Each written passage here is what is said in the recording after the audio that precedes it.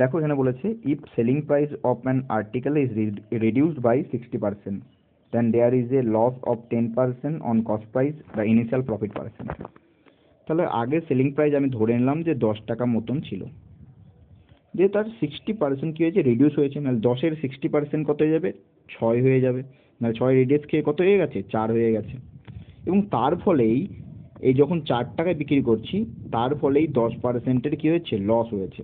আমরা 10%-কে fraction value কি লিখতে পারি, 1/10, অর্থাৎ 10 টাকার ভ্যালু 10 টাকা যদি সিপি হয়ে থাকে, তাহলে সেটাকে আমি 9 টাকা বিক্রি করলেই আমার সেটা 10%-এর লস হবে। তাহলে যেহেতু 4 টাকা বিক্রি করলেই বলে দিয়েছে 10%-এর লস হবে, অর্থাৎ 9-এর ভ্যালুই হয়ে যাচ্ছে 4। 9-এর ভ্যালু 4 হয়ে গেলে 1-এর ভ্যালু 4/9, তাহলে 10-এর ভ্যালু কত হয়ে যাবে, 10-এর ভ্যালু হয়ে যাবে 40/9। 40/9 হয়ে গেল। তাহলে আমি এখান থেকে সিপি পেয়ে গেলাম।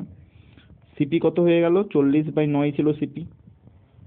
আর ইনিশিয়াল এসপি কত ছিল, দেখো ইনিশিয়াল এসপি আমি ধরে নিয়েছিলাম কত, 10 ধরেছিলাম, তাহলে ইনিশিয়াল এসপি হয়ে যাচ্ছে 10। তাহলে এটা রেশিও ধরে নিই, 0 আর 0 কেটে গেল, দুই দিকে 9 দিয়ে গুণ করে দিলে হয়ে যাবে 4:9। দেখো সিপি 4 হয়ে গেল আর এসপি 9 হয়ে গেল। তাহলে প্রফিট কত হয়ে যাচ্ছে, প্রফিট 5-এর প্রফিট হচ্ছে। 5-এর প্রফিট কতর মধ্যে, 4-এর মধ্যে, ইন্টু 100%। 4 আর 100 কাটলে হয়ে যাবে 25, 5 25 হয়ে যাচ্ছে, 125%-এর প্রফিট আমরা দেখতে পাবো। তাহলে 125%, অপশন নাম্বার ডি হবে একেবারে সঠিক উত্তর।